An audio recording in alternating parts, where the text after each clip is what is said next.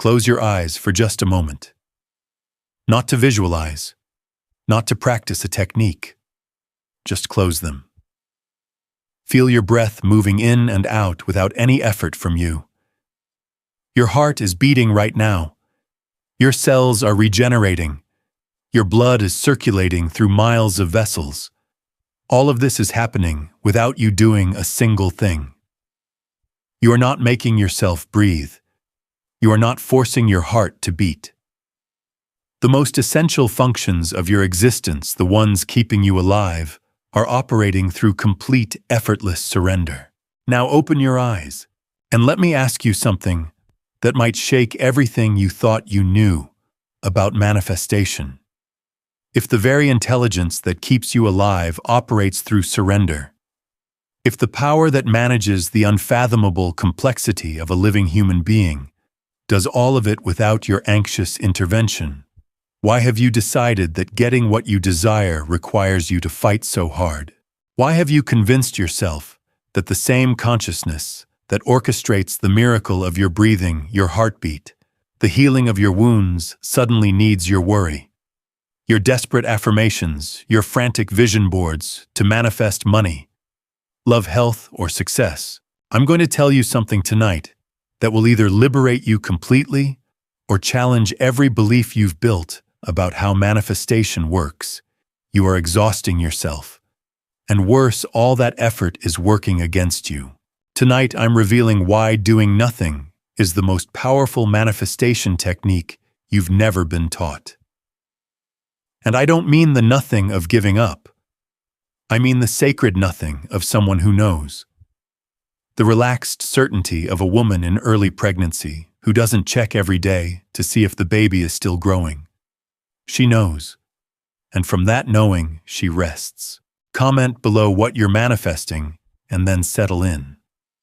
Because what I'm about to share will change how you approach desire forever. Let me paint you a picture.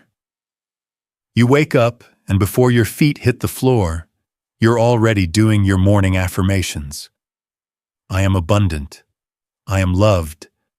I am successful. You say them with intensity, with force, trying to convince yourself, trying to feel it, trying to make it real. Then you sit down to visualize. You close your eyes and strain to see the perfect scene. You try to feel the feelings. You work to believe it's real. Your phone buzzes. You check your bank account, still the same. You check your messages, nothing from them. And a little voice whispers, "See, it's not working." So you try harder. More affirmations? A vision board with perfectly curated images. You join another manifestation challenge. You buy another course. You listen to subliminals while you sleep. You raise your vibration. You align your chakras. You do EFT tapping. You script. You journal. You make moon water under the full moon. And you are absolutely, completely, utterly exhausted. Here's what no one is telling you. That exhaustion is your first clue. Because manifestation, true manifestation, as taught by Neville Goddard, is not labor. It is not effort. It is not performance. It is the exact opposite. Let me tell you why all that striving is sabotaging you. Because every time you try desperately to manifest something, every time you push and strive and force, you are making a declaration to consciousness. And that declaration is this: it is not yet done. Think about it. Why would you need to work so hard for something you already have? Why would a person who genuinely possesses wealth spend hours a day trying to convince themselves they're rich? They wouldn't. Because they already know they are. Your anxiety is not helping you manifest. Your anxiety is an assumption. And that assumption is broadcasting with perfect clarity to consciousness, the only creative power in the universe. I don't have it. It's absent. It's out there somewhere. I need to make it happen. And consciousness, which creates not from what you do, but from what you assume, hears that message and delivers with absolute precision more of the same. More absence. More not yet. More almost, but not quite. This is why the harder you try, the more it feels like swimming upstream. You are literally working against the law. There is a principle in psychology called the law of reverse effort. It states that the more you try to do something, the less likely you are to succeed. Think about trying to fall asleep when you desperately need rest. The harder you try, the more awake you become. Or trying to remember someone's name. The more you strain, the further it slips away. But the moment you relax, the moment you let go, there it is. This is precisely how manifestation works. Not because the universe is playing games with you, but because of a fundamental principle Neville Goddard taught: consciousness is the only reality. Your outer world is the mirror of your inner state. And when your inner state is strain, effort, anxiety, desperation, that's what gets reflected back. Let me say something that might shock you. The universe doesn't care how hard you work. It doesn't have a cosmic evaluation system where it measures your effort and rewards you accordingly. There is no celestial supervisor checking if you did enough affirmations today to qualify for your desire. The law responds to one thing and one thing only: assumption. What are you assuming to be true? Not what you're hoping for. Not what you're working toward. What have you accepted as done? I want you to think about a woman in the early months of pregnancy. She cannot see the baby. She cannot feel it move yet. To the outside world, nothing has visibly changed. There is zero physical evidence. And yet, does she lie awake at night, wondering if the baby is actually growing? Does she perform elaborate rituals to ensure development continues? Does she check obsessively for signs? Does she anxiously Google how to make sure pregnancy is working? No. She knows. That knowing is settled. It's done. It's fact. And from that certainty, she moves through her days with a quality of quiet confidence that requires absolutely no external confirmation. The absence of visible proof doesn't disturb her. Why would it? She already knows what's true. That is the state I am describing. Not the frantic energy of someone hoping it works. Not the exhausting performance of believing hard enough. The simple, grounded, almost boring certainty of someone who has accepted a fact. It is done. Not will be done. Not working toward done. Not hoping to be done. Done. Already. Now. Complete. And from that assumption, held not through effort, but through genuine inner acceptance, the world has no choice but to reorganize itself in accordance. There's a word I want to give you. Sabbath. In its deepest, most mystical meaning, the Sabbath is not a day of the week. It is a state of consciousness. It is the holy rest that follows completion. Remember the creation story. On the seventh day after all was made, God rested. Not because there was nothing more to do, but because the work of creation was finished. It is good, said the voice of creation. It is complete. And rested. This is your invitation tonight, to enter your own Sabbath. To say of your desire, of your fulfilled state, of the reality you have claimed in consciousness, it is done. It is finished. It is good. And to rest there. Not to monitor, not to check, not to strategize or force or perform. To simply rest in the knowing that the work is complete. This is not the rest of someone who has given up. This is the rest of someone who has accomplished the only thing that ever needed accomplishing: the inner shift. The acceptance of the end. The assumption held with genuine, settled, peaceful conviction that the desire is already done in consciousness, and consciousness is the only reality there is. Everything else, everything you see with your physical eyes, is merely the echo catching up. Let me tell you exactly what happens when you genuinely relax into the assumption of the wish fulfilled. Not what I promise will happen. What must happen by law? First, your inner conversation changes. Right now, for most of you, that inner voice sounds like someone managing a crisis. What if it doesn't come? What if I'm doing this wrong? What if I don't deserve it? What if the timing is wrong? An endless loop of contingency and doubt, running underneath everything like a low-grade fever. But when you genuinely inhabit the state of the wish fulfilled, when you actually truly assume it is done, that conversation changes. It becomes quiet. Not because you've suppressed the doubt by force, but because the doubt loses its premise.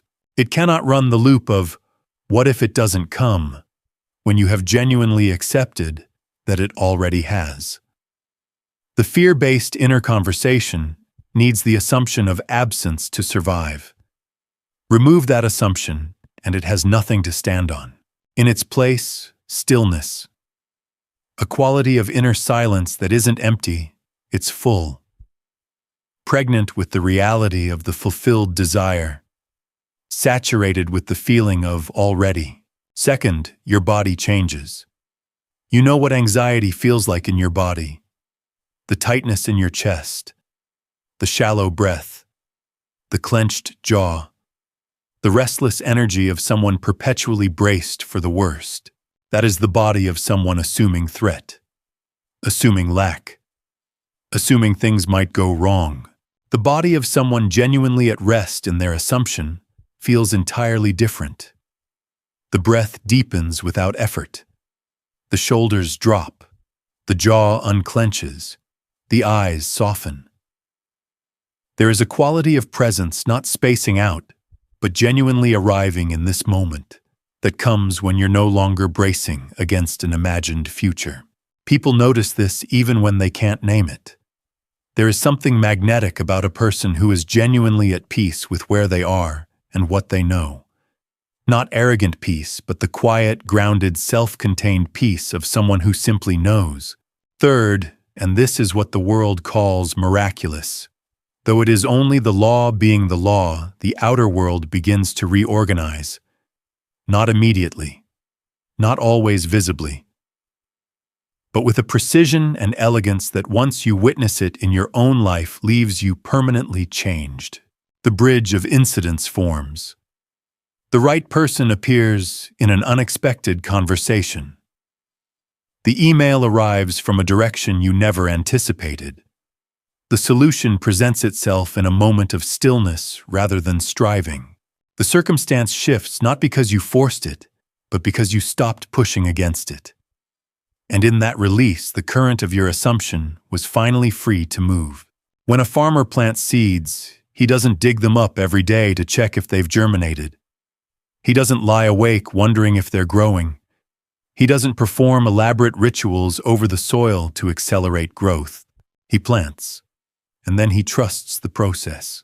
He goes about his days, knowing, not hoping, not wishing, not performing, that the harvest is coming. Because he understands that once the seed is in good soil, the growth is not a matter of his effort. It's a matter of law, of nature doing what nature does when the right conditions are met. Your assumption is the seed. Consciousness is the soil. And the law which does not fail, which has never failed, which cannot fail any more than gravity can fail, is the force that grows the seed into its harvest. Your role is not to make it grow. Your role is to not dig it up, to not interrupt the process with doubt, to not disturb the soil with anxiety, to not keep demanding proof of germination before the shoot has had time to appear above ground. Your role is to plant with genuine assumption, not performed assumption, not hoped assumption, but genuine, settled, bone-deep acceptance, and then to rest, to water it with your faith, to shine upon it with the warmth of a consciousness that knows beyond any need for external proof that the harvest is coming. And it will come. Not because you earned it, not because you deserved it, not because you performed correctly or believed hard enough, but because you planted the seed. And planting is always followed by harvest. That is the law. And the law does not fail. Now let me speak to the moments of contradiction. because they will come. You will settle into this state of quiet knowing, and then something will happen that seems to contradict everything. The bank account shows the same number. The person doesn't text. The job offer doesn't come. The circumstances will scream. The evidence will press against your assumption with what feels like overwhelming force. And something inside you, old, deeply grooved familiar, will say, "You see, you were foolish to believe. Look at what's actually happening." In that moment, you will be given a choice. You can react. You can take the bait of appearances. You can let what you see determine what you assume. You can abandon the state and descend back into anxiety and striving that feels at least like doing something. Or you can do something far harder and far more powerful. You can remain. You can look at what appears to be contrary evidence and say quietly, privately, with the certainty of someone who understands how the law works, "This is old data. This is the echo of a prior state. This is not the current creative force in my life. I see it. I acknowledge it. And I refuse to let it determine my assumption." And then you return to the stillness, to the knowing, to the acceptance of the wish fulfilled. Not frantically, the return itself should be relaxed. A gentle coming back, like refocusing your eyes. "Oh, I drifted. Here is the state. I am here again." And you settle, and the law, which never stopped working, continues its work. Every time you make this choice to remain in the state, rather than react to the appearance, you do something profound. You demonstrate to your own consciousness that your inner knowing is more real to you than your outer circumstances. And consciousness registering this choice deepens the assumption. It becomes more embedded, more automatic, more yours. Until eventually, and this day comes if you are faithful, the appearances simply stop moving you. Not because you've become indifferent, but because your inner knowing has become so solid, so settled, so completely your home, that the outer noise simply cannot reach where you live. Now I want to address the objection sitting in the back of some of your minds. But I can't just do nothing. I have responsibilities. I have actions to take. I have a life to live. Yes, you do. And I'm not asking you to stop acting. I'm asking you to change the state from which your action flows. There is action that comes from anxiety, from the desperate grinding energy of someone trying to force a result. This action is exhausting. It depletes rather than energizes. And it often produces results that require more effortful action to maintain because they were built from the assumption of struggle. And there is action that comes from assumption, from the natural, almost effortless movement of someone who knows where they're going and is simply walking there. This action doesn't feel like striving. It feels like expression, like the flower that doesn't strain to bloom. It simply blooms because that is the natural outgrowth of what it already is. When you are genuinely inhabiting the state of the wish fulfilled, the actions you take are different in quality. They arise naturally from the inside out rather than being forced mechanically from the outside in. You find yourself drawn to do certain things, to make a certain call, to write a certain message, to go to a certain place. Not because you've figured out the optimal strategy, but because those actions feel natural to who you are being. And the results of those actions tend to be disproportionate to the effort involved. Not because of luck, but because they're not powered by your anxiety. They're powered by your assumption. And assumption is a far more efficient engine than effort. So let me give you something practical to carry out of here tonight. Not a technique. A question. How would I feel if I knew beyond any doubt that what I desire is already done? Not how would I feel if I saw proof? Not how will I feel when it arrives? How would I feel right now if I simply knew the way you know your own name, the way you know what city you live in, that it is already complete in consciousness and therefore inevitable in form? Sit with that question. Not to find the right intellectual answer, but to find the feeling, the actual felt sense of what that knowing would be like in your body, in your breath, in the quality of your inner silence. And then this is everything, be that. Not perform it, not display it, be it. Let it change your breath. Let it soften your jaw.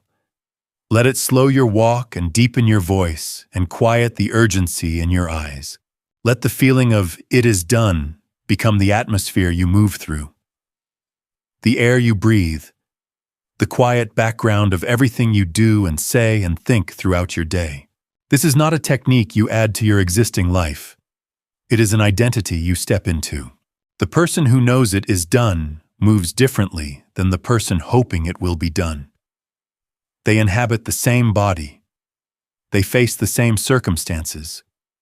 But they live in completely different realities because they are being completely different assumptions and consciousness.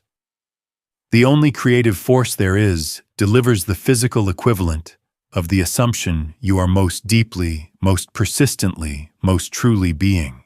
I want to close with something that might change everything for you. You are not here to earn your good.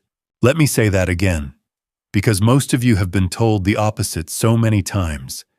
It's become invisible like water to a fish. You are not here to earn your good. Your desires are not rewards for sufficient effort. They are not prizes distributed to the most disciplined, the most faithful, the most deserving. They are not being withheld by some cosmic authority evaluating your worthiness. Your desires are revelations. They are signs, precise, personal, intimate signs of what already exists as your inheritance in the realm of consciousness. The moment a desire arises in you, it is because on some level you are aware, however dimly, that this thing belongs to you, that it is available to you, that somewhere in the infinite field of what is possible, this particular reality is calling your name. Your job is not to create it. It already exists. Your job is to claim it. And claiming it does not look like striving. It does not look like performing. It does not look like white-knuckling your way through visualization while secretly terrified it won't work. Claiming it looks like rest, like the Sabbath, like the farmer who plants and trusts, like the pregnant woman who knows. It looks like you right now, making the decision not as a technique, but as a fact that it is done. And then living from that place of completion, rather than chasing toward it from a place of lack. Tonight, before you sleep, I want you to do something different. Not a practice, an acknowledgement. Lie down. Close your eyes. And instead of visualizing your desire as something coming, feel into it as something that already happened.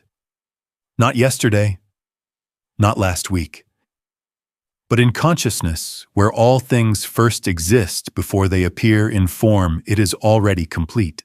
You are not waiting for it. It is done. Feel that. Not as a hope, as a fact.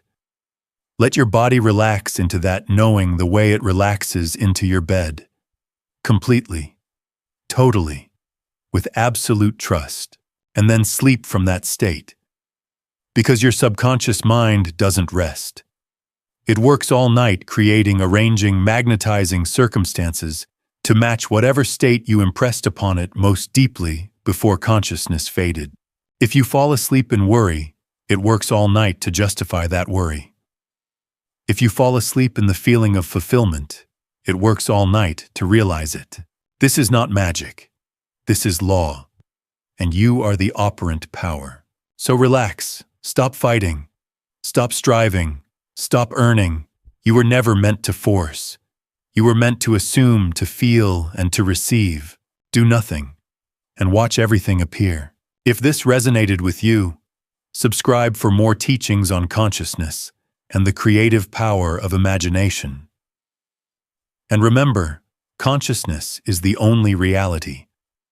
What you assume, you become. Rest well tonight.